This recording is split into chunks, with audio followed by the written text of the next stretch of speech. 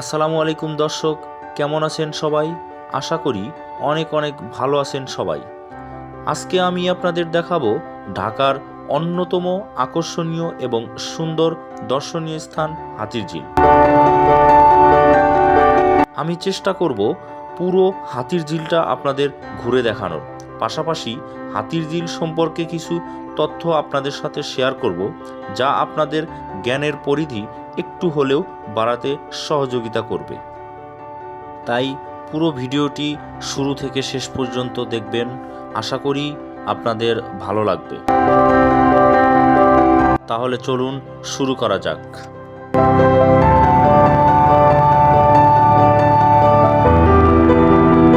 হাতিরঝিল বাংলাদেশের রাজধানী ঢাকার একটি এলাকা, যা জনসাধারণের চলাচলের জন্য তৈরি করা হয়েছে। এই প্রকল্পটি উদ্বোধন ও জনসাধারণের জন্য উন্মুক্ত করা হয় 2014 সালের 2 জানুয়ারি। এই প্রকল্পটি চালু হবার পর থেকে ঢাকার তেজগাঁও, গুলশান, বাড্ডা, রামপুরা, মৌচাক, ফার্মগেট ও মগবাজার এলাকার বাসিন্দা সহ এই পথ দিয়ে চলাচলকারী যাত্রীরা বিশেষ সুবিধা পাচ্ছেন। হাতিরঝিল প্রকল্পটি বাস্তবায়ন ও তদারকি করেছে বাংলাদেশ সেনাবাহিনীর স্পেশাল ওয়ার্কস অর্গানাইজেশন। এবার আসা যাক হাতিরঝিল এলাকার নাম নিয়ে। ভাওয়ালের রাজার স্টেটে হাতিরঝিল সহ তেজগাঁও এলাকার অনেক ভূসম্পত্তি ছিল। স্টেটের হাতির পাল এখানকার ঝিলে গোসল করতে বা পানি খেতে বিচরণ করত বলে কালের পরিক্রমায় এই জায়গার নাম হয়ে যায় হাতিরঝিল। হাতিরঝিলের ইতিহাস ঘেঁটে লক্ষ্য করা যায়, তৎকালীন ব্রিটিশ রাজা ভাওয়ালের পোষা হাতিগুলোকে রাখা হতো ঢাকার পিলখানায় এবং হাতিগুলোকে অবগাহন করার জন্য কয়েকটি এলাকা অতিক্রম করে বেগুনবাড়ির ঝিলে যেত, আর এই ঝিলেই তাদের আনাগোনা দেখা যেত। সেই থেকে এই ঝিলের নাম হাতিরঝিল হিসেবে বেশি পরিচিত লাভ করে।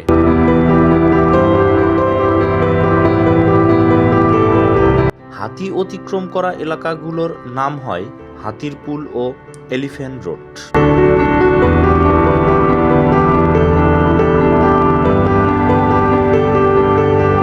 দুই সালের 2 জানুয়ারি হাতিরঝিল সবার জন্য উন্মুক্ত করা হলেও দর্শনার্থীদের স্থান হিসেবে বাস্তবায়ন করতে পরবর্তীতে আরও কয়েক বছর সময় লেগে যায়। হাতিরঝিল প্রকল্পটির স্থপতি ইকরাম হাবিব এবং সমন্বিত এলাকার প্রকল্প পরিচালক মেজর জেনারেল সাইদ মোহাম্মদ মাসুদ। বিশাল জায়গা জুড়ে বিস্তৃত এই হাতিরঝিল। হাতিরঝিল জলাশয় ভ্রমণের জন্য রয়েছে নৌ ভ্রমণের সুযোগ। জলাশয়ে নৌ ভ্রমণের জন্য রয়েছে প্যাডেল বোট এবং ওয়াটার বাস। ঝিলে ভ্রমণের পাশাপাশি ওয়াটার বাসে করে গুলশান, রামপুরা, মৌচাক ও মালিবাগ থেকে ঘুরে আসতে পারবেন। হাতিরঝিলকে কেন্দ্র করে গড়ে উঠেছে ব্রিজের 2 পাশে বিভিন্ন খাবারের দোকান। আবার ভারী খাবারের জন্য কিছু কিছু জায়গায় রয়েছে রেস্টুরেন্ট।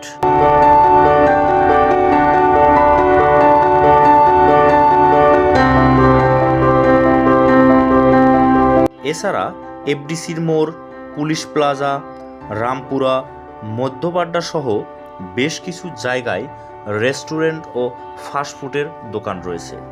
আপনি চাইলে যে কোনো জায়গায় বসে খেতে পারবেন। তবে একটা বিষয় অবশ্যই খেয়াল রাখতে হবে, খাবার আগে অবশ্যই দাম জিজ্ঞাসা করে নেবেন।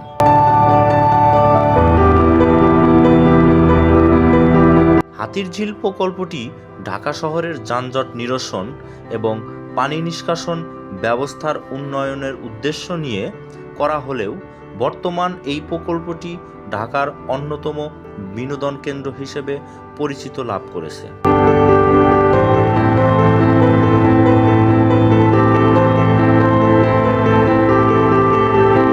ঢাকা শহরের বিভিন্ন প্রান্ত থেকে মানুষজন আসে এই ঝিলে বেড়াতে। অনেকে ছেলে মেয়ে সহ পরিবার নিয়ে ঘুরতে আসেন হাতির ঝিলে।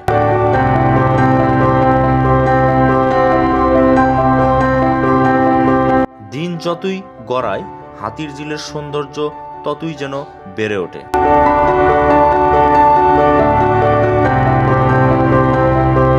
ইট পাথরে ঘেরা এই শহরের মানুষরা একটু বিনোদনের জন্য চলে আসেন হাতির ঝিলে।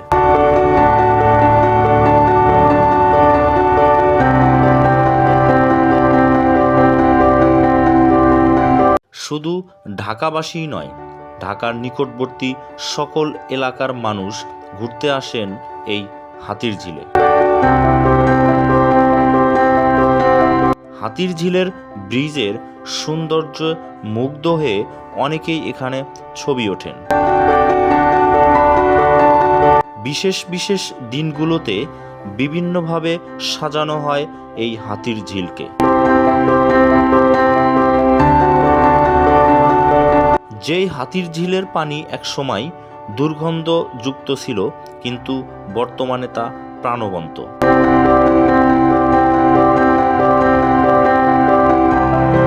এখানে বসার জন্য বেশ কিছু বেঞ্চের ব্যবস্থা রয়েছে, যেখানে বসে সবাই মিলে একসাথে আড্ডা দিতে পারবেন।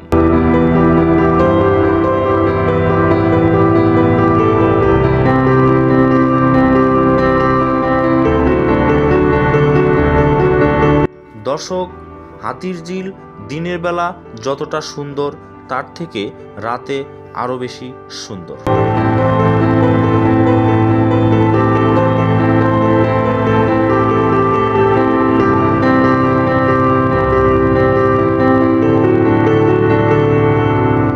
দর্শক, আপনারা দিনের পাশাপাশি রাতের সৌন্দর্য দেখতে অবশ্যই রাতে চলে আসবেন এই হাতির ঝিলে। দর্শক, আমি আশা করি পরবর্তী কোনো এক সময় হাতির ঝিলের রাতের সৌন্দর্য নিয়ে আপনাদের সামনে হাজির হব। দর্শক, আজকের ভিডিওটি যদি আপনাদের ভালো লেগে থাকে তাহলে অবশ্যই কমেন্ট করতে ভুলবেন না। পাশাপাশি লাইক, কমেন্ট, শেয়ার করে পাশে থাকবেন। দর্শক, আজ বিদায় নিচ্ছি। আবারও আপনাদের সামনে নতুন কোনো ভিডিও নিয়ে হাজির হব ইনশাল্লাহ। ততক্ষণে ভালো থাকবেন, সুস্থ থাকবেন। আসসালামু আলাইকুম।